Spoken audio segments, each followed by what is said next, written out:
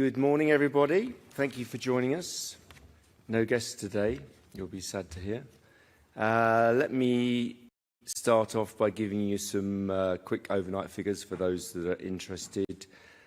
In France, the 31st of July, 11.68 million viewers watched Léon Marchand's gold medal performance. This becomes the highest Olympic sports competition audience in France since Athens 2004.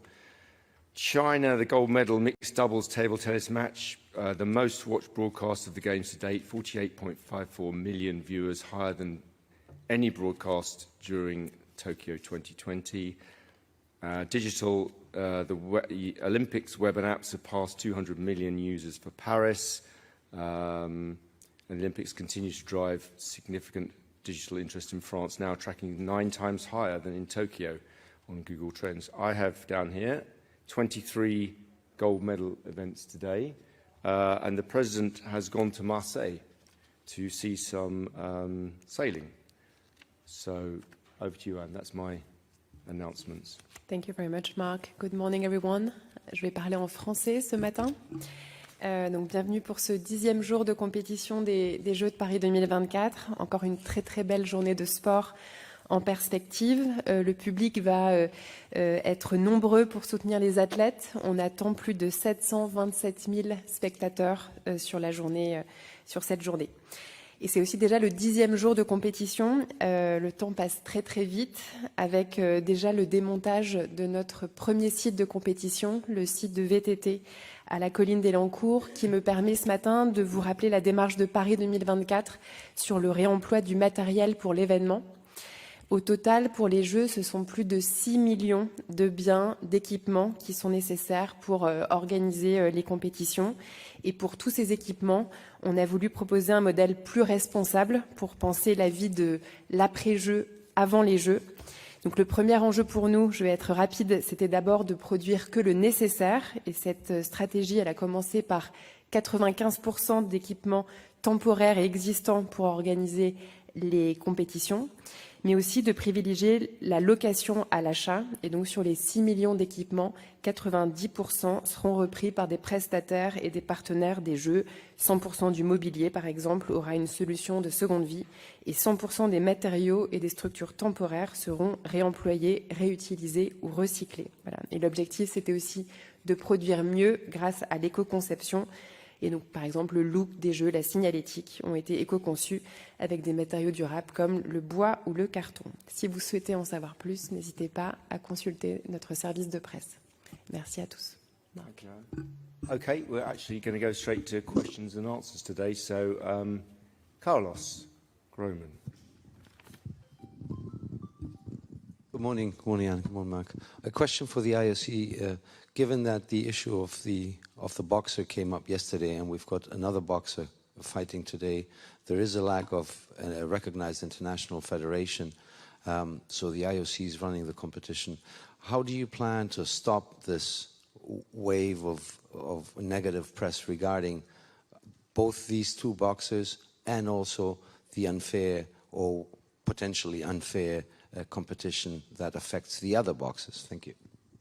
Sure. I mean, maybe, in fact, some people have asked me if I could start by reading the statement we put out last night, particularly for TV. So maybe that might be, because that actually explains quite a lot as well. So we've got plenty of time. I think I'll just go through it to start with, and then I'll come to the question.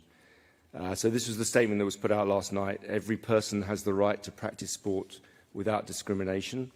All athletes participating in the boxing tournament of the Olympic Games Paris 2024 comply with the competition's eligibility rules and entry regulations, as well as all applicable medical regulations set by the Paris 2024 Boxing Unit, PBU. As with previous Olympic boxing competitions, the gender and age of the athletes are based on their passport.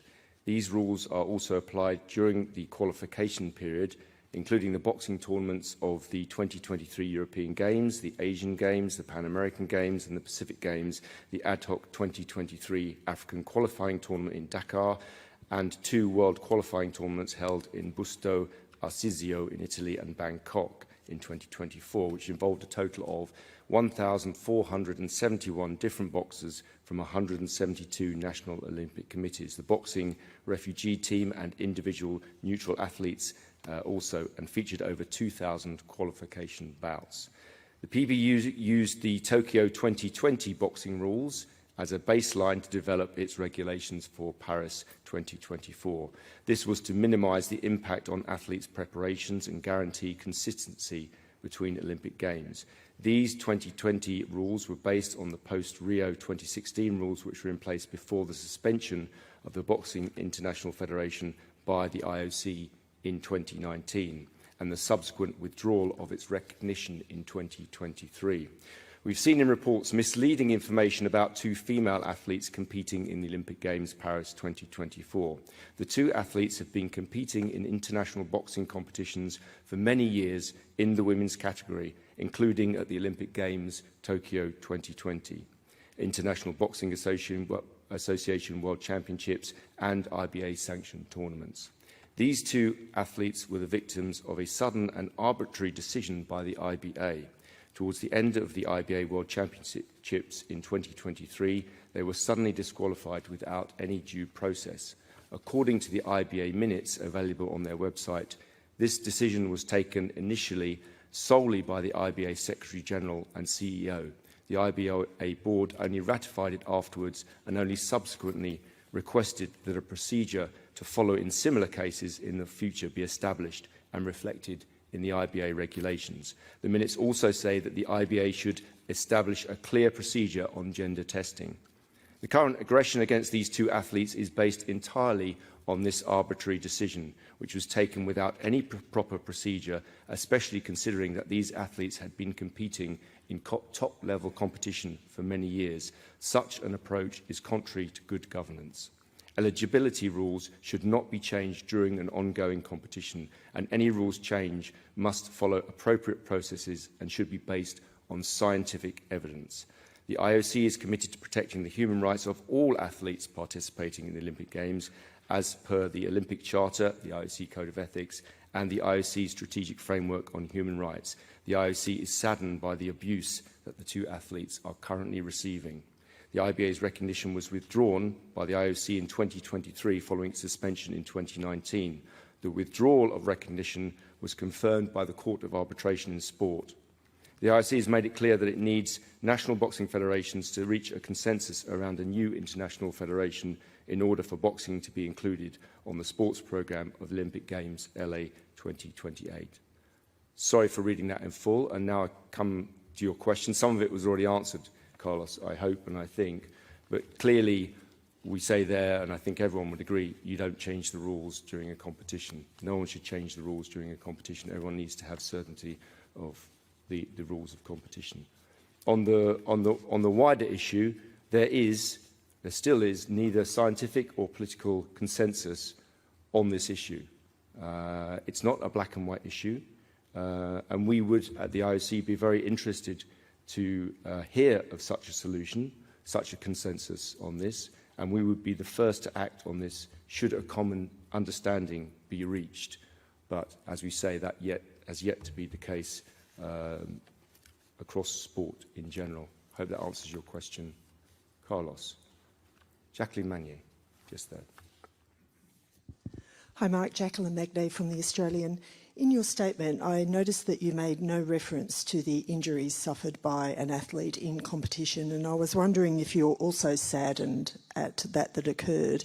And if I may ask just a secondary question, you say every person has a right to participate without discrimination, but what do you say to the women who believe that they don't know the chromosomal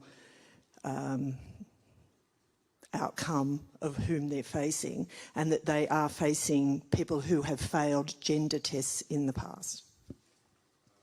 On the injury, what I would say is, of course, we always don't like to see an injury to any athlete, and obviously this injury, like all the others, we hope that she makes a good and full recovery.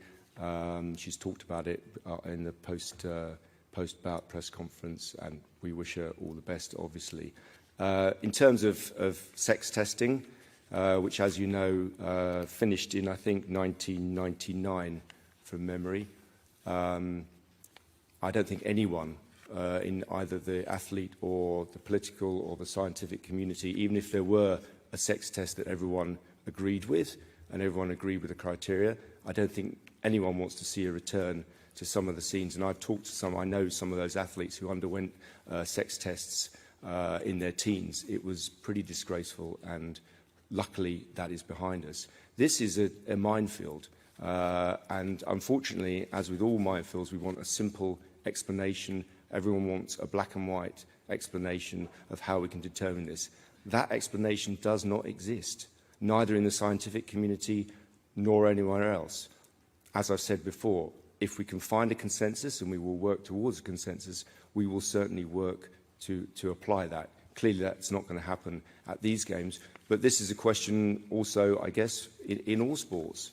And I think we are open to listen to anyone with a solution to that question. Yeah, let's go to the gentleman here in the front. Hi, Mark. Jerry Longman with the New York Times. I'd like to ask a question, then a follow-up.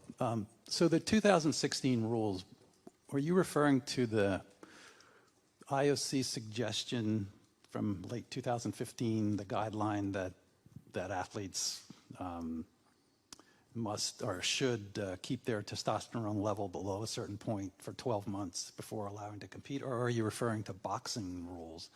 And what were those rules? They don't appear to have any clear rules. Maybe you know what they are. And I'd like to ask